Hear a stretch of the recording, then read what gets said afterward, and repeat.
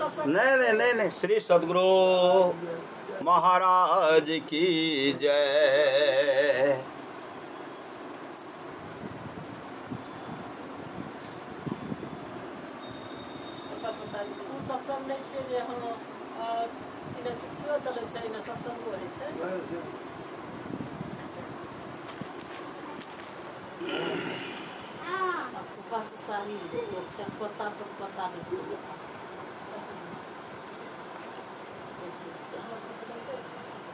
श्रीमद् भागवत महापुराण चतुर्थ स्कंध है।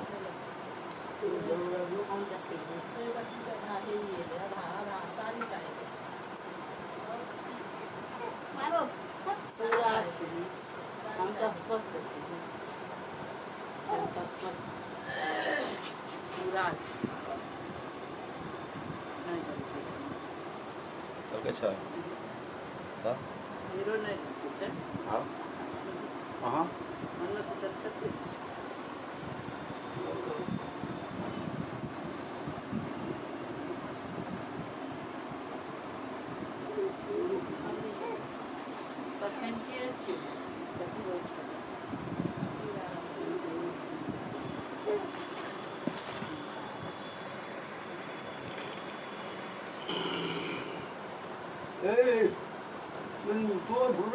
श्रीमद् भागवत महापुराण चतुर्थ स्कंध अथ नवमोऽध्याय। ध्रुव का वर पाकर घर लौटना।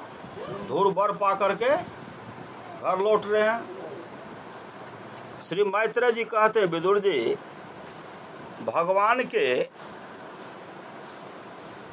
भगवान किस प्रकार आश्वासन देने से देवताओं का भय जाता रहा और वे उन्हें प्रणाम करके स्वर्गलोक को चले गए। तदंतर विराट स्वरूप भगवान गरुड़ पर चढ़कर अपने भक्त को देखने के लिए मधुवन में आए। उस समय ध्रुव जी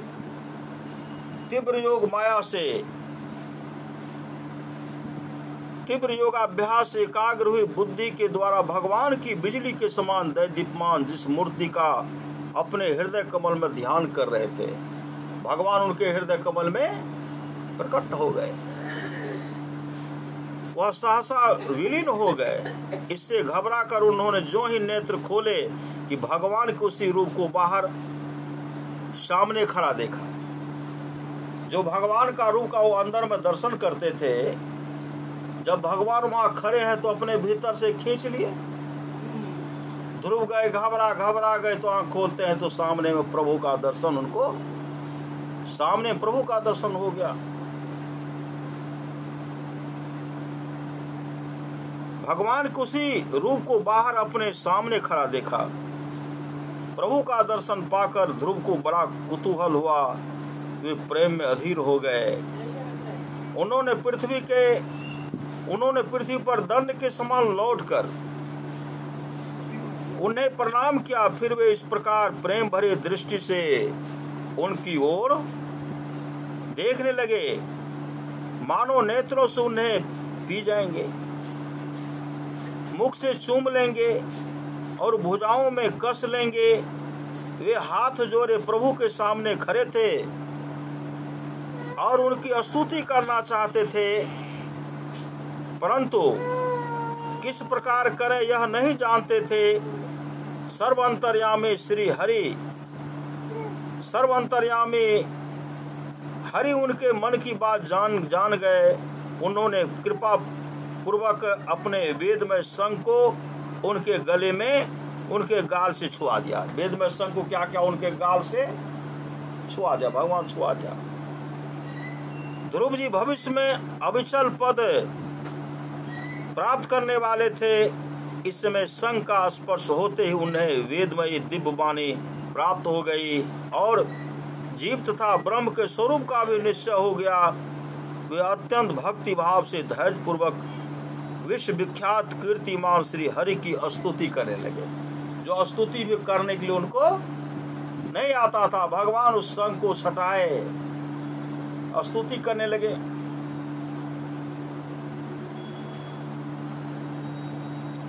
ध्रुव जी ने कहा, प्रभु आप सर्वशक्ति संपन्न हैं, आप ही मेरे अंतःकरण में प्रवेश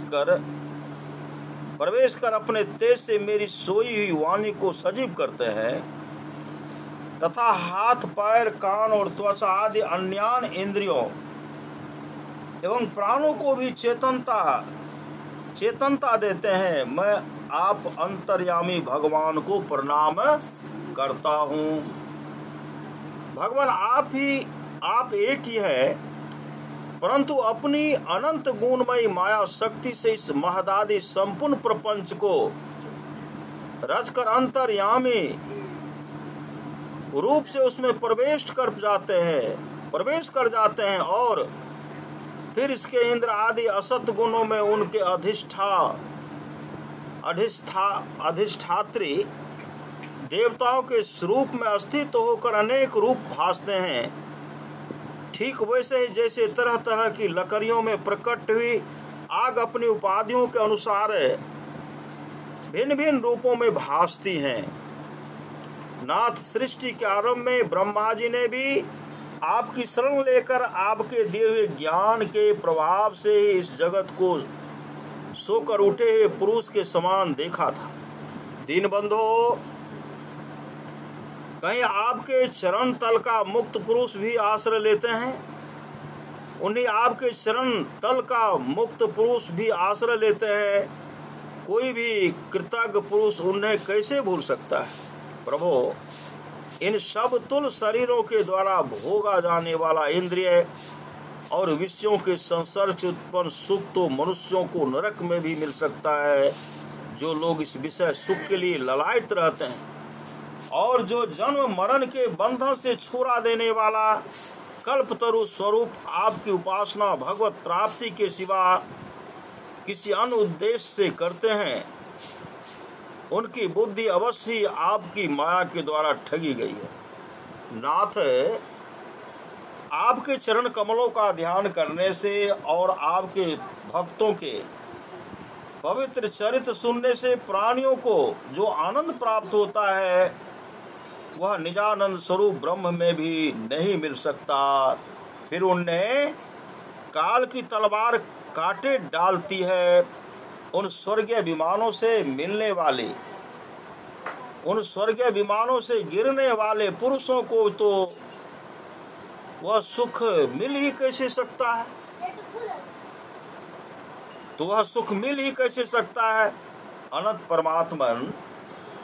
अनंत परमात्मन, मुझे तो आप उन विशुद्ध हृदय महात्मा भक्तों का संग दीजिए जिनका आप में अविच्छिन्न भक्ति भाव है। उनके संग में मैं आपके गुणों और लीलाओं की कथा सुधा को पी कर उन्मत्त हो जाऊंगा और सहज इस अनेक प्रकार के दुखों से पुण्य भयंकर संसार सागर के उस पार पहुंच जाऊंगा। कमल लाभ प्रभु, जिनका चित्त आपके चरण कमल की सुगंध में लुभाया हुआ है, उन महानुभावों का जो लोग संग करते हैं वे अपने इस अत्यंत प्रिय शरीर और इसके संबंधी पुत्र, मित्र, गृह और स्त्री आदि की सुधि भी नहीं करते।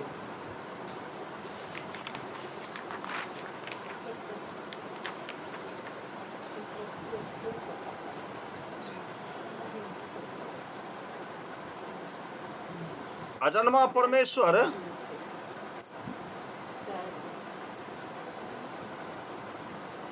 परमेश्वर, मैं तो पशु, वृक्ष, पर्वत, पक्षी, सरीसृप, सर्पादि रेंगने वाले जंतु, देवता, दैत्य और मनुष्य आदि से परिपूर्ण तथा महदादि अनेकों कारणों से संपादित आपके इस सदात्मक स्थूल विश्वरूप को ही जानता हूँ। श्री सद्गुरु, विश्वरूप को ही जानता हूँ। इससे परे जो आपका परम स्वरूप है, जिसमें वाणी की गति नहीं है, उसका मुझे पता नहीं है। मन चंगा तो कठौती में गंगा। श्री सद्गुरु महाराज की जय। भगवान आपका अंत होने पर योग निद्रा में स्थित जो परम पुरुष इस संपूर्ण विश्व को अपने उदर में लीन करके शेष जी के साथ उन्हीं की गोद में शयन करते हैं तथा जिनके नाभि समुद्र से प्रकट हुए सर्वलोक में सुवर्ण वर्ण कमल से परम तेजो में ब्रह्माज उत्पन्न हुए हैं, वे भगवान आप ही हैं। मैं आपको प्रणाम करता हूँ। प्रभो, आप अपनी अखंड चिन्मय दृष्टि से बुद्धि की सभी अवस्थाओं के साक्षी हैं तथा नित्य मुक्त शुद्ध सत्यमय सर्वज्ञ परमात्म स्वरूप निर्विकार तथा पुरुष षडेश्वर्ज संपन्न एवं तीनों गुणों के अधीश्वर हैं। आप जीव से सर्वथा भिन्न हैं तथा संसार की स्थिति के लिए यज्ञाधिष्ठाता विष्णु रूप से विराजमान है। आपसे ही विद्या अविद्या आदि विरुद्ध गतियों वाली अनेकों शक्तियां धारावाहिक रूप से निरंतर प्रकट होती रहती हैं। आप जगत के कारण अखंड अनादि अनंत आनंदमय निर्विकार ब्रह्म स्वरूप हैं। मैं आपकी शरण हूँ भगवान। आप परमानंद मूर्ति हैं। जो लोग ऐसा समझकर निष्काम भाव से आपका निरंतर भजन करते हैं उनके लिए राज आदि भोगों की अपेक्षा आपके चरण कमलों की प्राप्ति ही भजन का सच्चा फल है। स्वामिन, यद्यपि बात ऐसी ही है तो भी गौ जैसे अपने तुरंत के जन्मे हुए बछड़े को दूध पिलाती और व्याघ्र आदि से बचाती रहती है, उसी प्रकार आप भी भक्तों पर कृपा करने के लिए निरंतर विकल रहने के कारण हम जैसे सकाम जीवों की भी कामना पूर्ण करके उनकी संसार भय से रक्षा करते रहते हैं। श्री मैत्रेय जी कहते हैं विदुर जी, जब शुभ संकल्प वाले मतिमान ध्रुव जी ने इस प्रकार स्तुति की तब भक्त वत्सल भगवान उनकी प्रशंसा करते हुए कहने लगे। श्री भगवान ने कहा, उत्तम व्रत का पालन करने वाला राजकुमार, मैं तेरे हृदय का संकल्प जानता हूँ। यद्यपि उस पद का प्राप्त होना बहुत कठिन है तो भी मैं तुझे वह देता हूँ, तेरा कल्याण हो। जो पद प्राप्त करना बड़ा कठिन है तो भी मैं वह देता हूँ, तेरा कल्याण हो। भद्र, जिस तेजो में अविनाशी लोक को आज तक किसी ने प्राप्त नहीं किया, जिनके चारों ओर ग्रह नक्षत्र और तारागण रूप ज्योतिष चक्र उसी प्रकार चक्कर काटता रहता है जिस प्रकार मेढी के चारों ओर दौरी के बैल घूमते रहते हैं। अवान्तर कल्प पर्यंत रहने वाले अन्य लोकों का नाश हो जाने पर भी जो स्थिर रहता है तथा तारागण के सहित धर्म, अग्नि, कश्यप और शुक्र आदि नक्षत्र एवं सप्तऋषिगण जिसकी प्रदक्षिणा क्या करते हैं, वह ध्रुव लोक मैं तुझे देता हूँ। श्री सद्गुरु, वह ध्रुव लोक मैं तुझे देता हूँ। यहाँ भी जब तेरे पिता तुझे सिंहासन पर देखकर वन को चले जाएंगे तब तू 36,000 वर्ष तक धर्म पूर्वक पृथ्वी का पालन करेगा। 36,000 वर्षों तक तू धर्म का पालन करेगा। ध्रुव का कल के भगवान विष्णु, तुम्हारे पिताजी भी जब जंगल चले जाएंगे और उस समय तुम 36,000 वर्षों तक सिंहासन पर बैठ करके धर्म का पालन करते होगे, धर्म पूर्वक पृथ्वी का पालन करेगा। तेरी इंद्रियों की शक्ति जो की त्यों बनी रहेगी। आगे चलकर किसी समय तेरा भाई उत्तम शिकार खेलता हुआ मारा जाएगा। आगे चल करके भगवान विष्णु कहते हैं, तब उसकी माता सुरुचि पुत्र प्रेम में पागल होकर उसे वन में खोजती हुई दावानल में प्रवेश कर जाएगी। उसकी माता दावानल में प्रवेश कर जाएगी। दावानल यज्ञ मेरी प्रिय मूर्ति है। तू अनेकों बड़ी बड़ी दक्षिणाओं वाले यज्ञों के द्वारा मेरा यजन करेगा तथा यहाँ उत्तम उत्तम भोग कर अंत में मेरा यह स्मरण करेगा। इससे तू अंत में संपूर्ण लोकों के वंदनीय और सप्त ऋषियों से भी ऊपर मेरे निज धाम को जाएगा। सप्त ऋषियों से भी ऊपर मेरे निज धाम को जाएगा। जो मेरा निज धाम है, परमात्मा को जो असीम पद है, उस पद में धाम को जाएगा, जहां पहुंच जाने पर फिर संसार में लौट कर नहीं आना होता है। जहां पहुंच जाने पर संसार में नहीं लौट करके आना होता है। श्री मैत्रेय जी कहते हैं, बालक ध्रुव से इस प्रकार पूजित हो और उसे अपना पद प्रदान कर भगवान श्री गरुड़ ध्वज उसके देखते देखते अपने लोक को चले गए।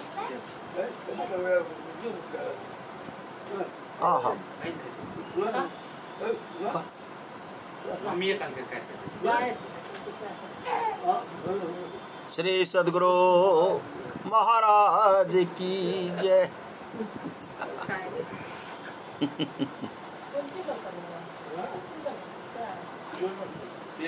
श्री सद्गुरु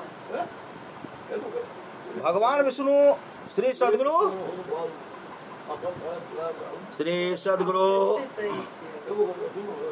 भगवान विष्णु ध्रुव को अपना पद दिए। जो भगवान का पद है वही पद ध्रुव को दे दिए।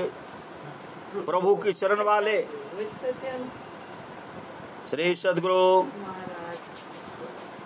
श्री मैत्रेय जी कहते हैं, बालक ध्रुव से इस प्रकार पूजित हो और उसे अपना पद प्रदान कर भगवान श्री गरुड़ध्वज उसके देखते देखते अपने लोक को चले गए। प्रभु की चरण सेवा से संकल्पित वस्तु प्राप्त हो जाने के कारण यद्यपि ध्रुव जी का संकल्प तो निवृत्त हो गया, किंतु उनका चित्त विशेष प्रसन्न नहीं हुआ। फिर वे अपने नगर को लौट गए। विदुर जी ने पूछा, ब्राह्मण श्री सद्गुरु विदुर जी ने पूछा, ब्राह्मण मायापति श्री हरि का परम पद तो अत्यंत दुर्लभ है और मिलता भी उनके चरण कमलों की उपासना से ही है। ध्रुव जी भी सार का पूर्ण विवेक रखते थे, फिर एक ही जन्म में उस परम पद को पा लेने पर भी उन्होंने अपने को अकृतार्थ क्यों समझा। श्री मैत्रेय जी ने कहा, श्री सद्गुरु महाराज की जय। श्री सद्गुरु महाराज की जय। श्री सद्गुरु महाराज की जय। श्री सद्गुरु महाराज की जय। श्री सद्गुरु महाराज की जय। श्री सद्गुरु महाराज की जय। श्री मैत्रेय जी ने कहा, ध्रुव जी का हृदय अपनी सौतेली माता के वाग बाणों से बिंद गया था तथा वर मांगने के समय में उन्हें उनका स्मरण बना हुआ था। इसी से उन्होंने मुक्तिदाता श्री हरि से मुक्ति नहीं मांगे। मुक्तिदाता हरि से अपना मुक्ति नहीं मांगे। अब जब भगवत दर्शन से वह मनोमालिन्य दूर हो गया तब उन्हें अपने इस भूल के लिए पश्चाताप हुआ।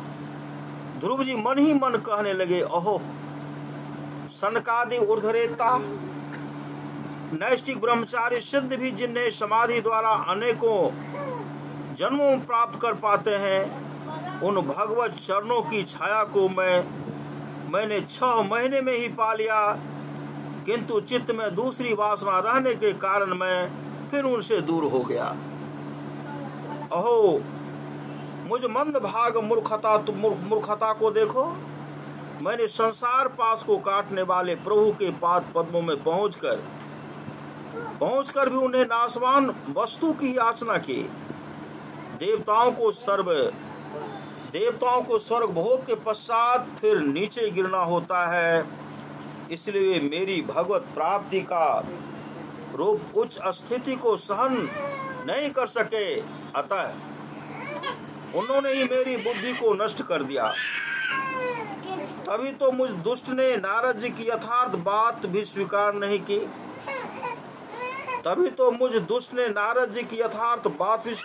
की। यद्यपि संसार में आत्मा के सिवा दूसरा कोई भी नहीं है। यद्यपि संसार में आत्मा के सिवा दूसरा कोई भी नहीं है, तथापि सोया हुआ मनुष्य जैसे स्वप्न में अपने ही कल्याण के हुए व्याघ्र आदि से डरता है, उसी प्रकार मैंने ही भगवान की माया से मोहित होकर भाई को ही शत्रु मान लिया और व्यर्थी द्वेष रूप हार्दिक रोग से जलने लगा। जिन्हें प्रसन्न करना अत्यंत कठिन है, उन्हें विश्वात्मा श्री हरि को तपस्या द्वारा प्रसन्न करके मैंने जो कुछ मांगा है वह सब व्यर्थ है। ठीक उसी तरह जैसे गतायु पुरुष के लिए चिकित्सा व्यर्थ होती है, ओह मैं बड़ा भाग्यहीन हूँ, संसार बंधन का नाश करने वाले प्रभु से मैंने संसार ही मांगा, मैं बड़ा ही पुण्यहीन हूँ। जिस प्रकार कोई कंगला किसी चक्रवर्ती सम्राट को प्रसन्न करके उससे तो सहित चावलों की कणी मांगे, उसी प्रकार मैंने भी आत्मानंद प्रदान करने वाले श्री हरि से मूर्खतावश व्यर्थ का अभिमान बढ़ाने वाले उच्च पद आदि ही मांगे। श्री मैत्रेय जी कहते हैं, तात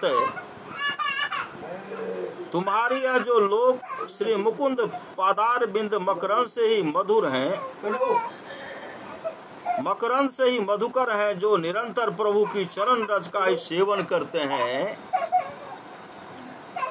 और जिनका मन अपने आप आई हुई सभी परिस्थितियों में संतुष्ट रहता है, ये भगवान से उनकी सेवा के सिवा अपने लिए और कुछ भी पदार्थ नहीं मांगते।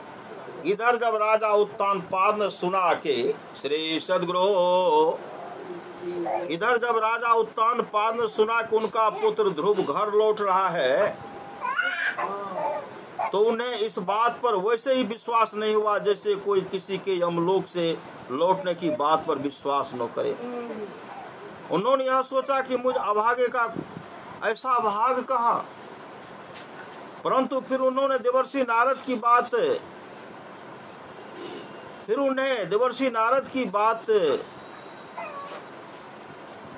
याद आ गई। इससे उनका इस बात में विश्वास हुआ और वे आनंद के वेग से अधीर हो उठे। उन्होंने अत्यंत प्रसन्न होकर यह समाचार लाने वाले को एक बहुमूल्य हार दिया।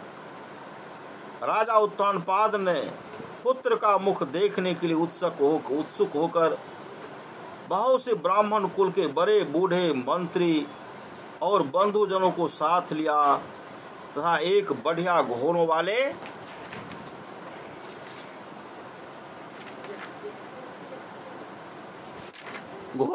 सुवर्ण जटित रथ पर सवार होकर वे झटपट नगर के बाहर आए।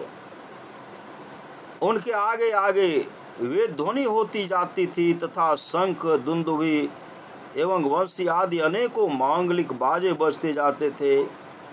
उनकी दोनों रानियां सुनीति और सुरुचि भी सुवर्णमय आभूषणों से विभूषित हो राजकुमार उत्तम के साथ पालकियों पर चढ़कर चल रहे थे। ध्रुव जी वन के पास पहुंचे। उन्हें देखते ही महाराज उत्तानपाद तुरंत रथ से उतर पड़े। पुत्र को देखने के लिए वे बहुत दिनों से उत्कंठित हो रहे थे। उन्होंने झटपट आगे बढ़कर प्रेमातुर हो लंबी लंबी सांसें लेते हुए ध्रुव को भुजाओं में भर लिया। श्री सद्गुरु ध्रुव को क्या किए? भुजाओं में भर लिया, पकड़ लेके। अभी की करे बेटार का छोड़ का पैसे का बटवा कर नहीं छोड़े। श्री सद्गुरु ध्रुव को भुजाओं में भर लिया। अब ये पहले के ध्रुव नहीं थे, प्रभु के परम पुनीत पाद पद्मों का स्पर्श होने से इनके समस्त पाप बंधन कट गए थे। अब ध्रुव पवित्र हो गए थे, सब पाप बंधन कट चुके थे। राजा उत्तानपाद की एक बहुत बड़ी कामना पूर्ण हो गए। उन्होंने बार बार पुत्र का सिर सूंघा और आनंद तथा प्रेम के कारण निकलने वाले ठंडे ठंडे आंसुओं से उन्हें नहला दिया। तदंतर सज्जनों में अग्रगण्य ध्रुव जी ने पिता के चरणों पर प्रणाम किया और उनसे आशीर्वाद पाकर कुशल प्रश्न आदि से सम्मानित हो दोनों माताओं को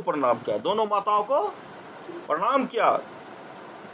छोटी माता सुरुचि ने अपने चरणों पर झुके हुए बालक को, छोटी माँ के चरणों पर ध्रुव झुके हुए थे।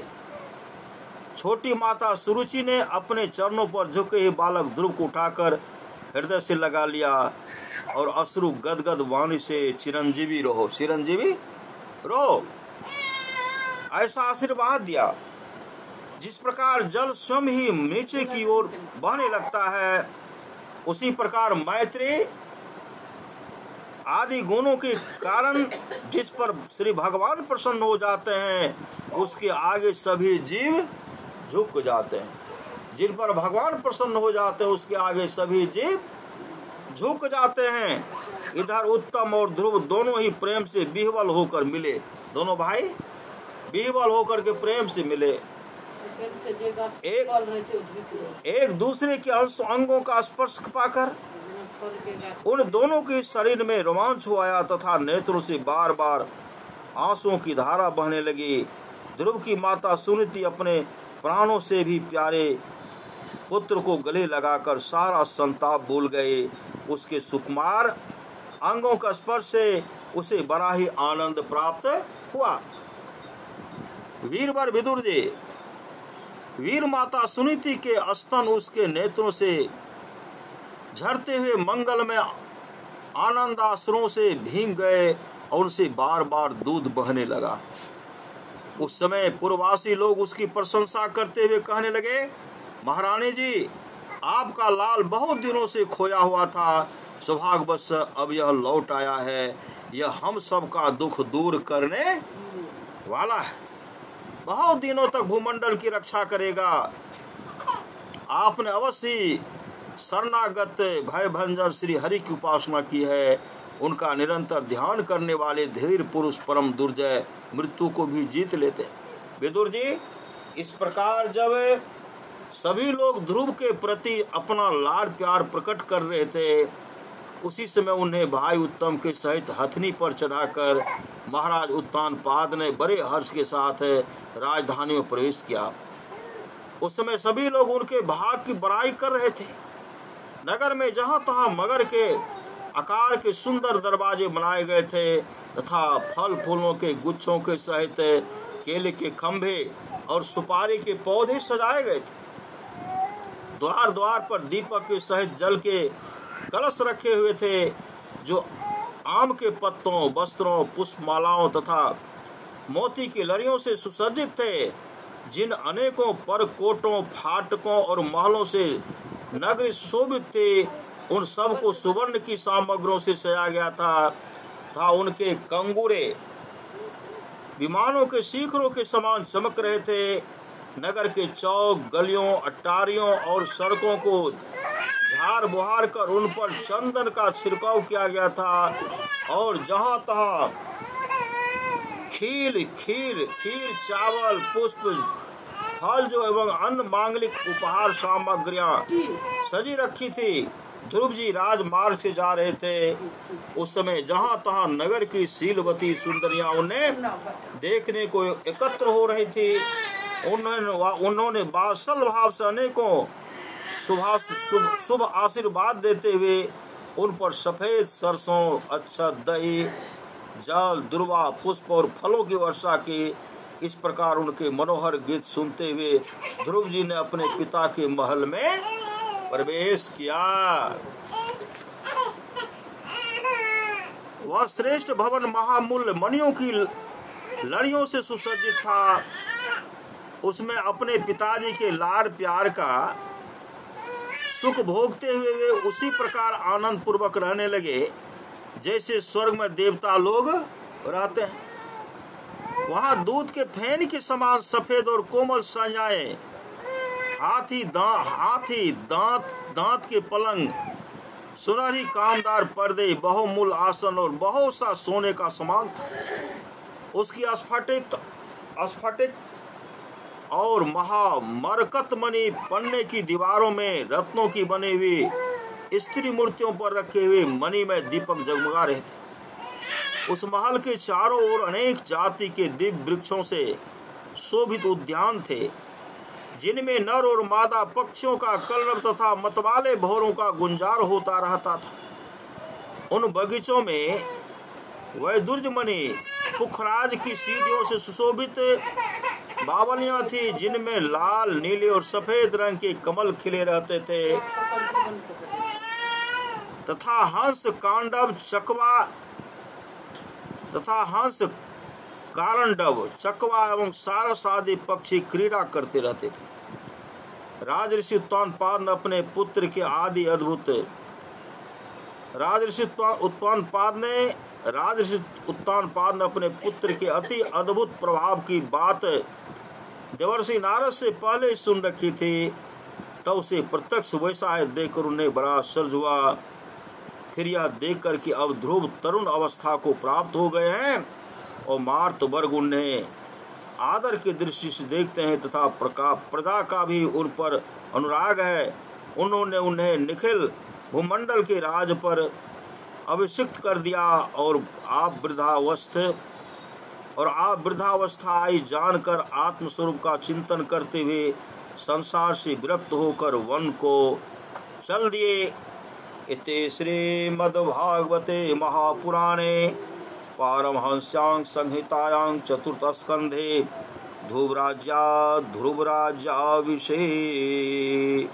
राज्याभिषेक वर्णनं नाम नमोऽध्यायः। श्री सद्गुरु महाराज की जय। श्री सद्गुरु महाराज की जय।